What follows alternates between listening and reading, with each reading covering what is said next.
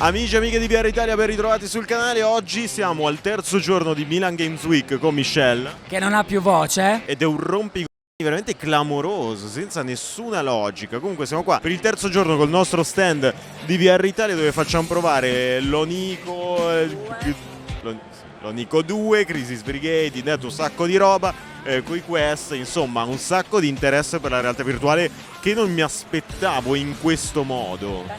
tantissime facce stupite, gente che dopo che ha provato il visore dice incredibile, è il futuro, ma non è il futuro, sei 5 Ma sì, è 10 anni che c'è. 5 anni nel passato che vivi, è il presente e il futuro sicuramente, quindi siamo molto soddisfatti di aver fatto provare per la prima volta a queste persone la realtà virtuale. Esatto, ma non è finita qui, perché non abbiamo fatto altri contenuti, ma un contenuto volevamo regalarvelo, e quindi stiamo andando da Andrea Pessino, che ben conoscete, autore di The Order 1886, God of War per PSP, Dexter per PSP e un altro, e soprattutto l'Onico 2 e Ico Arena, per intervistarlo e chiedergli qualche robina sulla realtà virtuale. Vediamo se ci svela qualche segreto. Vediamo, aspettiamo tantissimo, rimanete nel video. Bella.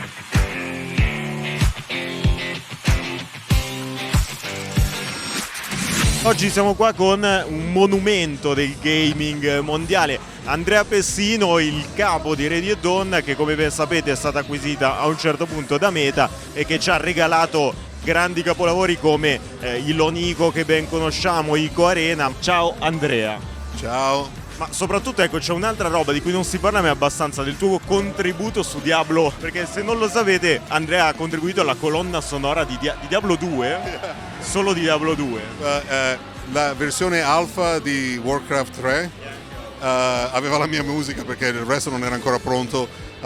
Io ho sempre cercato di inserirmi con i dipartimenti musicali e con i compositori. Anche adesso continuo sempre, ero molto vicino a tutto il lavoro che abbiamo fatto per la musica per tutti i nostri giochi. È sempre stata la mia passione e che lo vogliano o no mi infilo sempre. Devi farlo in qualche modo. Quindi tu sei un grande appassionato di musica in generale. Io ho studiato musica per 18 anni, ho iniziato quando avevo 4 anni e mezzo. Ero così vicino a essere musicista, fino a che avevo circa 21 anni.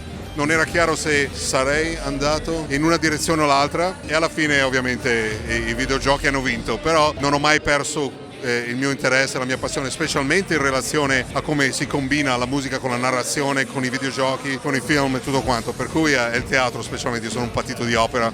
Devo dire che si sente molto nelle tue produzioni questa roba qua, per cui complimenti ancora. Ma 3 domande al volissimo, perché Andrea chiaramente non ha tanto tempo, che deve fare 1000 robe qua. Allora, prima di tutto noi siamo nello stand di VR Italia con l'Onico, lo stiamo facendo provare a un botto di gente e tutti rimangono estasiati. Ma com'è possibile che ancora oggi poca gente non conosca questa roba meravigliosa che è la realtà virtuale? E cioè, è giusto stupirsi con l'Onico perché è un capolavoro, però mi aspetto che in un posto come questo, dove ci sono videogiocatori e videogiocatrici, la gente sappia cos'è la VR. Perché secondo te invece ancora fa fatica? È una bella domanda e purtroppo non lo so.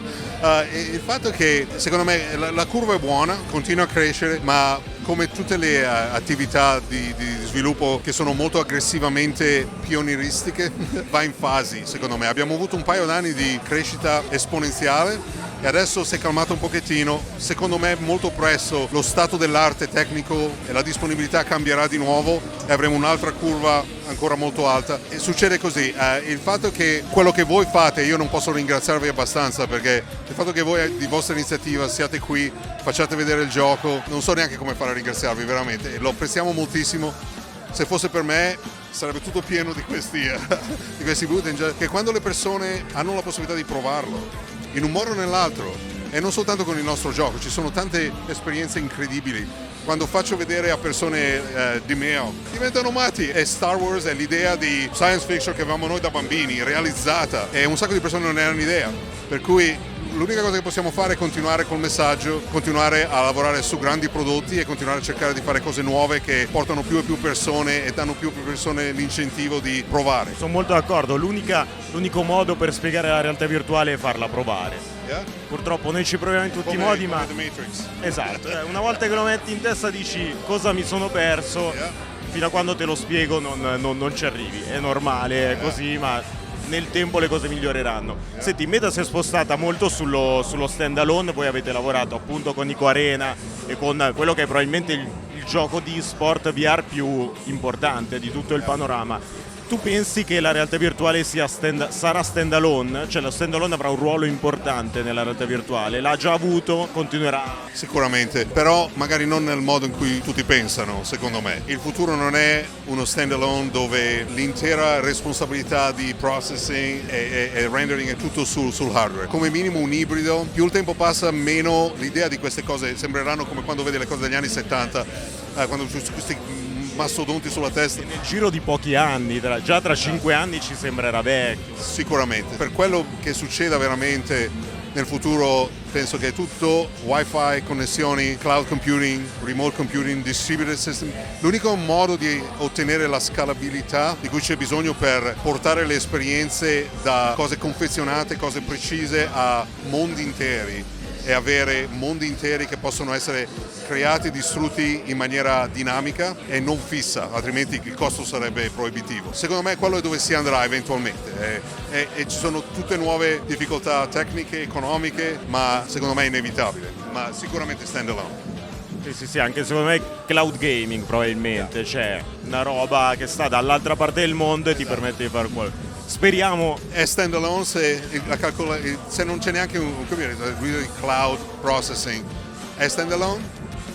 Una forma ibrida secondo me, probabilmente. È difficile da definire. Esatto, è un ibrido però e penso che questo si estenderà anche al di là della realtà virtuale. Io scusa, non vedo l'ora di lavorare al computer, di montare i video in cloud, cioè non dover cambiare scheda video ogni 6 mesi. Speriamo che questa cosa accada a un certo punto. Un'ultima cosa sul gaming, come ben sapete sono un super fan di Lonico, andate a cercare le recensioni se non l'avete viste. Ci sarà un Lonico 3?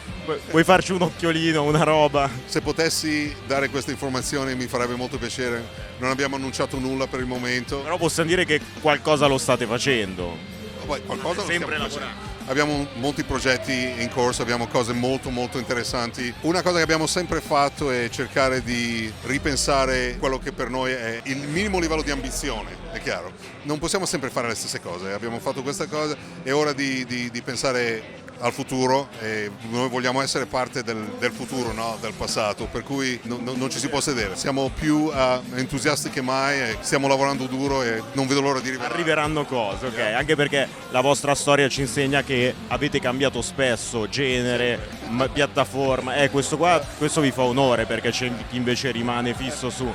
Invece avete dimostrato una poliedricità, questa parola molto bene. incredibile. Allora, un'ultima parola, com'è tornare in Italia dopo un po' di anni che non tornavi? È fantastico, mi sono divertito un sacco. È stato questo evento, anche se è quasi troppo, non mi sarei mai aspettato di vedere una cosa del genere in Italia per la nerd culture. Finalmente è arrivato qui è incredibile davvero la quantità. Hai trovato un'Italia diversa da quando te ne sei andato? Io adesso sono 4-5 anni che non vengo per pandemia e tutte queste menate e di solito quando vengo non sono visite molto lunghe purtroppo, però dai tempi è cambiato tutto quanto in maniera drastica. Io spero che, ripeto, l'Italia ha tutto, il paese più ricco del pianeta e vedere questo entusiasmo per giochi, culture, entertainment è fantastico, specialmente la parte dei giochi, quella che a me interessa di più. Vedere gaming così parte della vita normale di questi giovani finalmente, perché non era così anche quando il resto, non so se ti ho detto, ma recentemente mi hanno fatto un'intervista da una molto prestigiosa canale televisivo italiano e doveva essere una cosa di educazione tra l'altro, per cui questa è una persona con profonde capabilità nel genere, nella scienza, nella tecnologia, e la prima domanda che mi hanno fatto è stata: lei fa videogiochi? Ma i videogiochi sono fondamentalmente una forma di intrattenimento per bambini. Pensa che un giorno i videogiochi saranno anche giocati da adulti o mainstream? Ho detto, ma stai scherzando? È il 2022, questa non è una domanda e ovviamente non è colpa sua, è chiaro, è che ci sia ancora questa percezione. Cioè, c'è una cultura un po' retrograda che però vabbè, naturalmente. È solo una questione di tempo, perché se vieni qui è chiaro che sta arrivando, per cui se non è già arrivato. Quando verremo qua tra 10 anni sarà ancora meglio. Io sarò defunto, ma voi venite. No, perché sei molto più in forma di me, come sempre. Va bene, grazie mille Andrea Pessino, sempre un super piacere averti con noi, parlare con te, ci vediamo alla prossima, spero presto e speriamo di vedere presto un gioco. Veramente grazie mille per quello che avete fatto qui, se siete qui andate a provare l'Oneco, questi ragazzi sono assoluto il meglio e il top del VR in Italia e noi vi apprezziamo moltissimo. Grazie mille Andrea. Vabbè. Ciao anche a Michelle. Ciao Andrea, ciao ragazzi. Ciao. Ciao.